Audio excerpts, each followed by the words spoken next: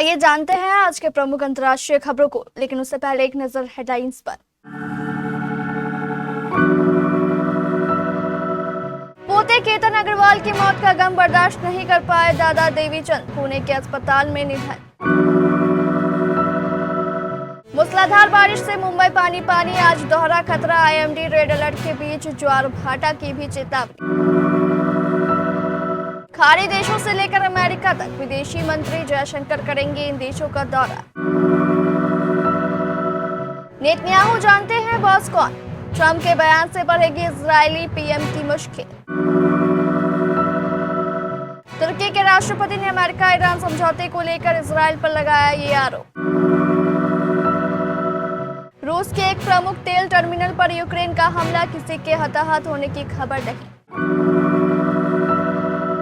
भारतीयों से ज्यादा अमीर श्रीलंकाई वर्ल्ड बैंक की इस लिस्ट में बड़ा उलटफेर।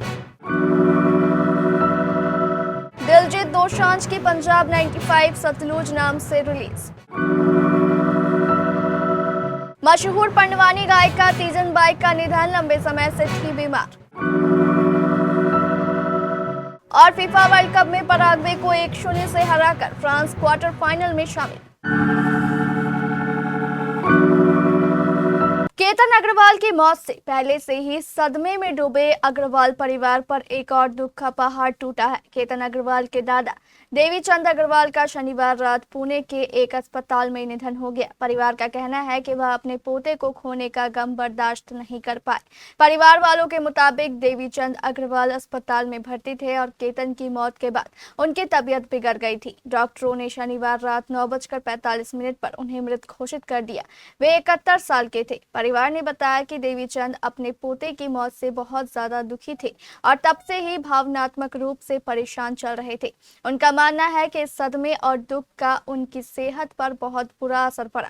वह 71 साल के थे और परिवार के अनुसार पोते की मौत के बाद से ही उनकी तबीयत खराब चल रही थी। कार्डियक अरेस्ट यानी दिल का दौरा पड़ने से उनकी मौत हुई।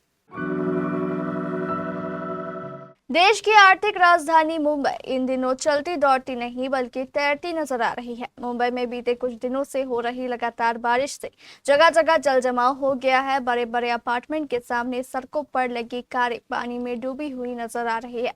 पीवीआर और बड़े शॉपिंग मॉल के सामने सड़कों पर इतना पानी जमा हो गया है कि बच्चे उसमें तैरते नजर आ रहे हैं। जल जमाव के कारण अंधेरी सबवे कई दिनों से बंद है।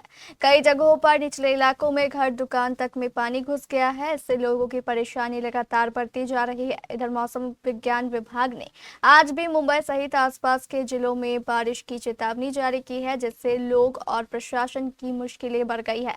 मुंबई में रात भर रुक रुक कर बारिश होती रही। अब आईएमडी ने आज के लिए दिन में भारी बारिश से बहुत भारी बारिश का अनुमान लगाया है। आज दोपहर 3:22 से 4:19 पर ऊंची ज्वार भाटा आने की संभावना है। मौसम विभाग के अनुमान को देखते हुए नागरिकों को सतर्क रहने और बहुत जरूरी होने पर ही घर से बाहर निकलने की सलाह दी गई है। भारत के विदेश मंत्री एस जयशंकर रविवार से 6 देशों की अहम यात्रा पर रवाना होंगे। वह Qatar, Bahrain, Kuwait, Oman, Belgium और अमेरिका का दौरा करेंगे। विदेश मंत्रालय के मुताबिक जयशंकर की यह यात्रा आज 5 जुलाई से शुरू होकर 15 जुलाई तक चलेगी। विदेश मंत्री की खाड़ी देशों की यात्रा ऐसे समय में हो रही है जब अमेरिका और ईरान के बीच शांति समझौते के बाद पश्चिम एशिया की राजनीतिक परिस्थितियों में तेजी से बदलाव देखने को मिल रहा है। जयशंकर 5 से 10 जुलाई के बीच कतर, बहरीन, कुवैत और ओमान का दौरा करेंगे। इस दौरान वह इन देशों के विदेश मंत्रियों और शीर्ष नेतृत्व से मुलाकात करेंगे। विदेश मंत्रालय ने कहा है कि इस यात्रा का उद्देश्य चारों देशों के साथ द्विपक्षीय संबंधों को मजबूत करना है। इसके अलावा क्षेत्रीय घटनाक्रम और आपसी हितों से जुड़े मुद्दे पर विचार विमर्श किया जाएगा।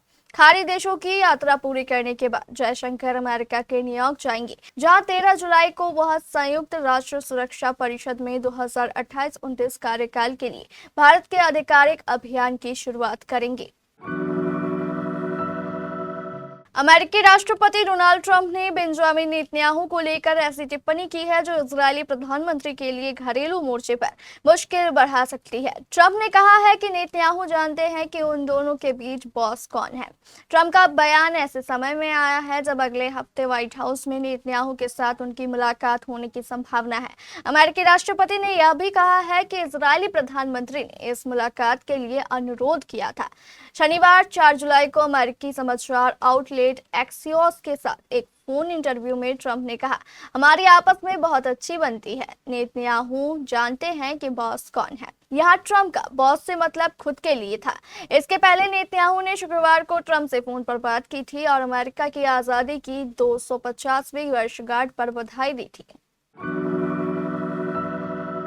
तुर्की के राष्ट्रपति रेसेप तैयब एर्दोआन ने शनिवार को कहा है कि इजराइल को अमेरिका और ईरान के बीच शांति समझौते को पटरी से उतारने की इजाजत नहीं दी जानी चाहिए। उन्होंने कहा कि मध्य पूर्व में शांति स्थापित करने की कोशिश तब तक कामयाब नहीं हो सकती जब तक कि क्षेत्रीय देशों का समर्थन और सहयोग न मिले।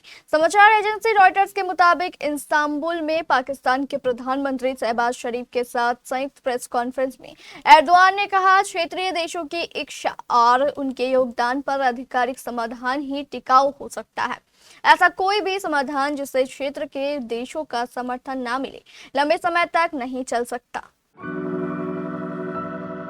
रूस के उत्तर पश्चिम में स्थित दूसरे सबसे बड़े शहर सेंट पीटर्सबर्ग में एक प्रमुख तेल टर्मिनल को बीते रात यूक्रेन ने निशाना बनाया। यह जानकारी खुद यूक्रेन के राष्ट्रपति व्लादिमीर जेलेंस्की ने दी है। उन्होंने इसे रूस के युद्ध के लिए राजस्व उत्पन्न करने वाला अहम बुनियादी ढांचा बताया। यूक्रेन ने यह भी कहा है कि क्षेत्र में एक प्रमुख रूसी नौसैनिक अड्डे पर भी हमला किया गया है। सेंट पीटर्सबर्ग के गवर्नर अलेक्जेंडर बेकलोव ने कहा है कि शहर पर भीषण ड्रोन हमला हुआ है और उन्होंने स्वीकार किया है कि तेल टर्मिनल को नुकसान पहुंचा है। उन्होंने किसी के हताहत होने की सूचना नहीं दी। यूक्रेन ने हाल के समय रूस के महत्वपूर्ण एनर्जी इंफ्रास्ट्रक्चर पर लंबी दूरी के ड्रोन हमलों को तेज कर दिया है, जिससे बड़े पैमाने पर ईंधन की कमी पैदा हुई है। सालों की आर्थिक उथल-पुथल के बाद श्रीलंका ने अपर मिडिल इनकम इकोनॉमी यानी ऊपरी मध्यम आय वाली अर्थव्यवस्था का दर्जा फिर से हासिल कर लिया है। देशों की इनकम पर वर्ल्ड बैंक के ताजा क्लासिफिकेशन से इसका पता चलता है। 2022 में आए गंभीर आर्थिक संकट के बाद इस द्वीप देश के लिए यह एक अहम उपलब्धि है। वहीं Bharat lower middle income economy में बना हुआ है। श्रीलंका का यह अपग्रेड वर्ल्ड बैंक की इनकम कैटेगरी में किए गए बड़े बदलाव का हिस्सा है। यह बदलाव 1 जुलाई 2026 से लागू हुए। 30 जून 2027 तक ये लागू रहेंगे। इस सालाना अपडेट में 218 अर्थव्यवस्थाओं को शामिल किया गया है। इसमें से 6 देश इस साल ऊंची इनकम वाली कैटेगरी में चले गए हैं। श्रीलंका के अलावा वियतनाम, फिलीपींस, जॉर्डन और federated states of Micronesia lower middle से अपर मिडिल इनकम वाली कैटेगरी में चले गए हैं। वहीं मायोर्ड अपर मिडिल से हाई इनकम वाली कैटेगरी में पहुंच गया है। मानवाधिकार कार्यकर्ता जसवंत सिंह खालरा के जीवन पर आधारित दिलजीत दोसांझ की फिल्म अब सतलुज नाम से OTT प्लेटफॉर्म ZEE5 पर रिलीज हो गई है। फिल्म के निर्देशक हनीत रेहन ने अपने इंस्टाग्राम अकाउंट पर लिखा, इस फिल्म में कोई काट-छांट नहीं की गई है और न ही इसके मूल स्वरूप से कोई समझौता किया गया है। इस फिल्म का मूल नाम पंजाब 95 था। अलग कारणों से इसकी रिलीज लंबे समय से अटकी हुई थी। 2 दिन पहले इंस्टाग्राम लाइव के दौरान पंजाब 95 के बारे में पूछे गए एक सवाल के जवाब में गायक और अभिनेता दिलजीत दोसांझ ने कहा था, बहुतों के मुंह बंद हो जाएंगे। मैंने जो फिल्में बनाई हैं वे रिलीज जरूर होंगी। इस फिल्म को 7 फरवरी 2025 को अंतर्राष्ट्रीय स्तर पर रिलीज किए जाने की घोषणा की गई थी और इसका टीजर भी जारी कर दिया गया था। छत्तीसगढ़ की लोक कला पंडवानी को देश और दुनिया में पहचान दिलाने वाली पद्म विभूषण डॉक्टर तीजन बाई का रविवार तड़के निधन हो गया। वह 70 वर्ष की थी। लंबे समय से बीमार तीजन बाई ने रायपुर एम्स में अंतिम सांस ली। एम्स रायपुर के public relation officer doctor Lakshmi Narayan Chaudhary ने पुष्टि करते हुए बताया है कि तीजन को 27 मई को यहां लाया गया था। उन्हें पार्किंसन से लेकर कई तरह की बीमारियां थी जिनका इलाज चल रहा था।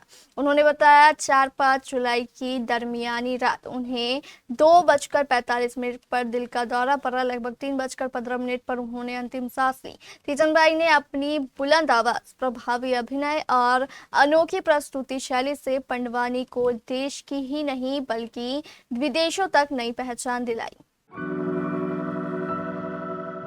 फीफा वर्ल्ड कप 2026 के नॉकआउट मुकाबले में फ्रांस ने पराग्वे को 1-0 से हराकर क्वार्टर फाइनल में एंट्री कर ली। फिलाडेल्फिया में 38 डिग्री के भीषण गर्मी के बीच खेले गए इस मैच में किलियन एम्बापे ने पेनल्टी के जरिए मैच का एकमात्र और निर्णायक गोल दागा।